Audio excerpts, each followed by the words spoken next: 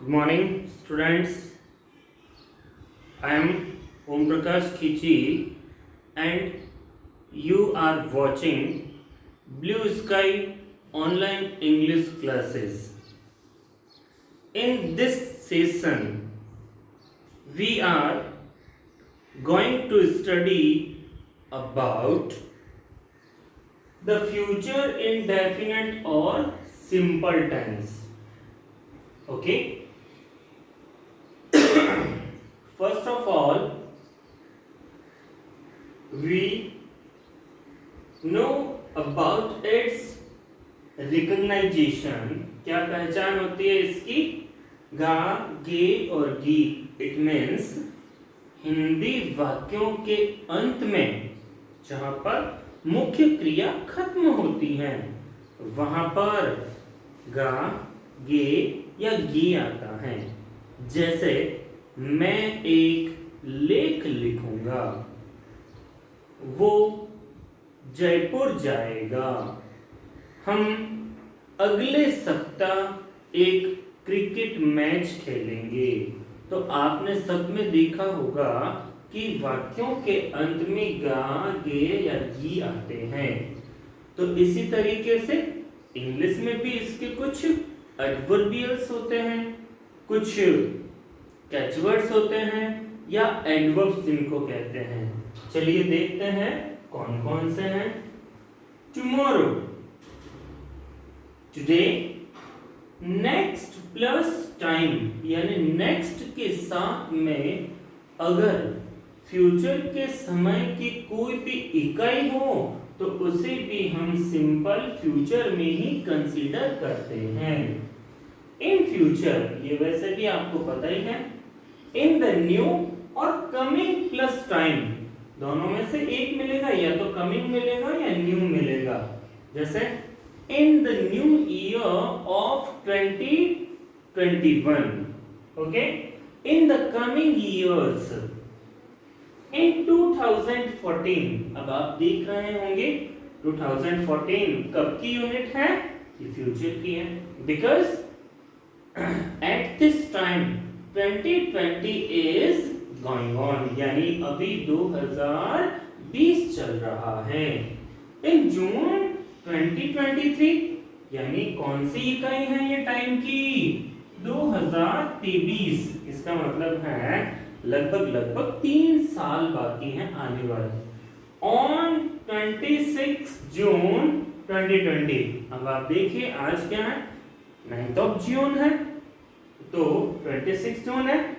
At least 17 days to go, यानी 17 दिन अभी भी बाकी हैं. Tonight, the following plus time और एटसेट्रा. इसके अलावा भी यदि आपको आने वाले समय की कोई भी इकाई नजर आती है तो उसे हम जनरली फ्यूचर टेंस में कंसीडर करते हैं. चलिए देखते हैं इसकी हेल्पिंग वर्ब. हेल्पिंग वर्ब होती है इसकी शैल, और शैल का यूज होता है सिर्फ फर्स्ट पर्सन सब्जेक्ट्स के साथ में. और फर्स्ट पर्सन सब्जेक्ट्स चाहे तो सिंगुलर हो या प्लूरल हो, आई और वी के साथ में. और विल का यूज मैंने लिखा है rest of the subjects and doer, यानी बाकी बचे हुए शेष सभी कर्ताओं के साथ में विल का यूज किया जाता है. यहां पे आपको एक थोड़ी सी मैं बात बताना चाहता हूं कि यदि promise, threaten, warning, willingness, determination का भाव हो यदि सेंटेंस में, तो वहां पर शैल का यूज किया जाएगा इसके साथ में, यानी सभी सब्जेक्ट्स के साथ में. और यही चीजें यदि इन सब्जेक्ट्स के साथ में आई हो, यानी आई और वी के साथ में विल आता है, तो आप मान के चलिए वहां पे या तो प्रॉमिस होगा, थ्रेटन होगा, डिटर्मिनेशन होगा, ये जो चीजें अभी मैंने बोली हैं, या विलिंगनेस होगी या वार्निंग होगी. जैसे if you will my father, I will break all your bonds. यानी तुमने मेरे पिताजी के बारे में कुछ भी बोला, if you call about my father anything, यदि तुमने मेरे पिताजी के बारे में कुछ भी बोला तो मैं तुम्हारे सारे दांत तोड़ दूंगा। अब ये जो चीजें मैंने बोली है इसके अपोजिट, ये ध्यान रखना, ये मॉडल ऑक्सिलरीज फॉर्म में काम में ली जाती हैं। टेंस में तो आई और वी के साथ में शैल यूज करना है और बाकी जितने भी सब्जेक्ट्स हैं उनके साथ में विल का यूज करना है। जैसे I shall, we shall, okay, he will, they will, she will, it will, Lata will, Virat will, इस तरीके से बाकी सब्जेक्ट के साथ में will का यूज कीजिएगा। फिर देखते हैं इसकी मेन वर्ब यानी मुख्य क्रिया कौन सी होती है, वर्ब फर्स्ट, यानी हमें सिंपल फ्यूचर टेंस में वर्ब की फर्स्ट फॉर्म काम में लेनी है। और इसका दूसरा नाम क्या है, base form of the verb, यानी जहां से जब क्रिया का मूल रूप है। बेस फॉर्म का मीन्स क्या होता है, मूल रूप। स्ट्रक्चर लिखे हैं मैंने, आप देख लीजिएगा। और अब इसके यूजेस करते हैं।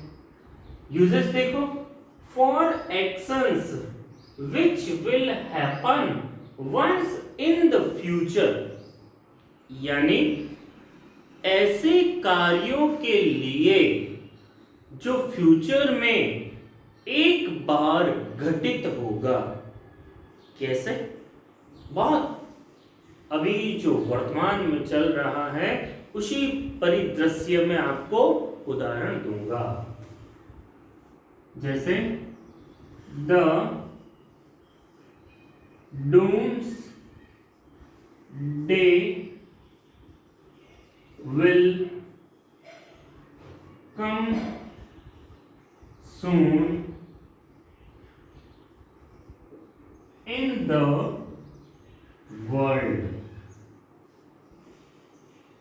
अब देखिए ये उदाहरण मैंने क्यों लिखा है, क्योंकि आप समझ सकते हैं कि विश्व के लगभग 195 से 200 देशों में कोरोना महामारी का संकट फैला हुआ है।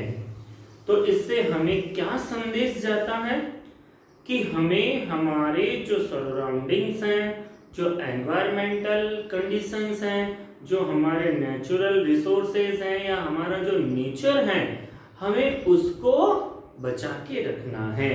तो एग्जाम्पल भी मैंने क्या लिया है, the doomsday will come soon in the world, यानी पूरे विश्व में एक दिन प्रलय का दिन, जल्द ही प्रलय का दिन आएगा। और कुछ प्रलय अमेरिका में आपको पता होगा कि लगभग मौतों का जो आंकड़ा है वो 1 लाख से भी ज्यादा हो चुका है। भारत में भी स्थितियां बड़ी गंभीर हैं। मैं बार बार मेरे वीडियो के माध्यम से कहता रहता हूँ कि आप जरूरत यदि अति आवश्यक कार्य है तभी घर से बाहर निकले, अंट संट रोते न फिरे, ठीक है। अब देखिए, और एक कौन सा निश्चित है, एक और एग्जांपल कर लेते हैं। भाई हमारे जीवन में निश्चितता क्या है, मृत्यु, मरेंगे ना हम अपन सभी। अमर कौन रहा, कोई अमर नहीं रहा इस दुनिया में, तो हम तो मरेंगे सभी, कोई जिंदा नहीं रहा है, ठीक है ना। तो we shall die some day, हम किसी न किसी दिन मरेंगे, ये निश्चित है, ध्यान रखिएगा, निश्चित है। और बहुत ही अंग्रेजी के बड़े शायर ने ये कहा है, death be not proud poem में हर्बर्ट स्पेंसर की होनी चाहिए मेरे हिसाब से, फिर भी आप चेक कर लीजिएगा, हालांकि आपके कोर्स में है नहीं। We shall die some day, death be not proud में कवि ने क्या कहा था, हे मृत्यु तुझे काहे का घमंड है? मैं तुझसे डरती नहीं हूं। ये तो जिंदगी है कमबख्त जो बार बार धोखे करती है। मैं तो जानता हूं तू तो आएगी एक दिन, ये तो निश्चित है। तो मृत्यु का आना तो निश्चित है, इसलिए मृत्यु से डरना नहीं है। लेकिन ऐसा भी नहीं है कि हम मौत को गले लगा लें। जीवन में कुछ ऐसा काम कीजिए कि लोग आपको जाने के बाद भी आपको याद रखें। सेकंड एग्जांपल देखिए, सेकंड यूजेस देखिए इसका। For actions which will happen repeatedly in the future. यहां पे तो कब था? वंस। यहां पे था एक बार, और यहां पे एक्शन होगा बार बार। एक्शन कैसे होगा? बार बार। जैसे मान लीजिए आप अभी 10th क्लास में पढ़ रहे हो और अगले वर्ष आप 11th क्लास में या 11वीं में पढ़ेंगे, तो क्या हो जाएगा? Example, we shall study in class 11th next year. हम अगले वर्ष 11वीं कक्षा में अध्ययन करेंगे। अब देखिए 11th क्लास में आप स्टडी करेंगे तो ऐसा तो है नहीं कि एक दिन गए, फीस सबमिट की और उसी दिन एग्जाम हुए, उसी दिन सिलेबस हुआ और आपको सेम डे मार्कशीट मिल गई। ऐसा होता है क्या कभी? कभी नहीं होता है। ये सिर्फ धोखाधड़ियों में होता है, प्रैक्टिकली ये नहीं होता है। तो 11th क्लास की जब आप स्टडी करोगे, जुलाई में एडमिशन लेंगे और मार्च और अप्रैल में आपके एग्जाम होंगे, उस दरमियान आपको कंप्लीटली सिलेबस पढ़ाया जाएगा। तो ये पूरा एक प्रोसेस होता है, ठीक है ना? We shall study in class 11th next year. अब जैसे मान लीजिए किसी ने जोधपुर में अपना एक मकान बनाया है और वो यहाँ से शिफ्ट होके जोधपुर जा रहा है, तो वो उस मकान में ऐसा थोड़ा कि एक बार गया और बाहर ही नहीं निकलेगा। वो वहीं पर एक पर्टिकुलर टाइम के लिए रहेगा, निश्चित रहेगा, फिक्स रहेगा। तो क्या करते हैं? Hitesh will live in his newly constructed house next month। अगले महीने से हितेश अपने नए निर्मित घर में रहेगा, नए निर्मित घर में रहेगा। अब देखिए तीसरा है for schemes. For schemes, schemes कैसे? जैसे अभी भारत सरकार ने लगभग 20,000 करोड़ का बजट जो है वो लॉन्च किया है, ठीक है ना? तो वो खर्च किस पे किया जाएगा? आम जनता पे ही खर्च किया जाएगा। लेकिन याद रखना है वो देना भी हमें हमारी जेब से ही है। सरकारों का कोई भरोसा नहीं है, सरकारें अपने हिसाब से चलती हैं और सरकारों की रईसी में कोई कमी नहीं होती है। ये सिर्फ हमसे इसका पैसा वसूला जाता है। तो हालांकि राजनीति का मेरा कोई मतलब नहीं है, हमारे लिए सभी पार्टियां बराबर हैं और सभी लूटने का काम करती हैं जनता को। फॉर स्कीम्स, तो the government will announce 20 lakhs crore budget for C19। C19 means COVID-19। यानी सरकार क्या करेगी? 20 लाख करोड़ रुपए बजट की घोषणा करेगी। अगर घोषणा करना है तो अनाउंस कर दो, और अगर खर्च करेगी तो स्पेंड कर देना है, ठीक है ना? Spend, SPEND। And day. Okay, तो ये था हमारा simple future tense. Hope you got it completely. समस्या हो तो आप फोन कीजिए, हम आपका रिप्लाई देंगे तुरंत ही। ठीक है ना? घर पे रहिए, ऑनलाइन स्टडी का आनंद लीजिए, लेकिन आप ज़्यादा मोबाइल का यूज़ भी नहीं करें। मोबाइल की एक डिस्टेंस बना के रखें, और जिस समय देख रहे हो आपकी आंखों को रिलैक्स भी होना चाहिए, यानी ये जो आपकी आईज है वो ब्लिंक करती रहनी चाहिए, आंखें मिचकती रहनी चाहिए। ज़्यादा समय तक कांस्टेंट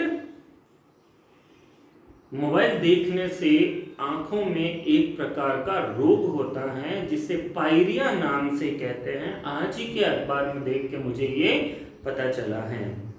होप आप अच्छी तरीके से समझ रहे होंगे मैं क्या मैसेज कन्वे करना चाहता हूं। तो ये हमारा आज का था द फ्यूचर इंडेफिनिट और सिंपल टेंस। चैनल को सब्सक्राइब करें, लाइक करें, कमेंट करें और शेयर करना तो कतई नहीं भूलें। याद रखिए, जितना आप वीडियोस देखेंगे, रिपीटेडली देखेंगे, बार बार देखेंगे, आपको समझ में आता जाएगा। Thank you, welcome.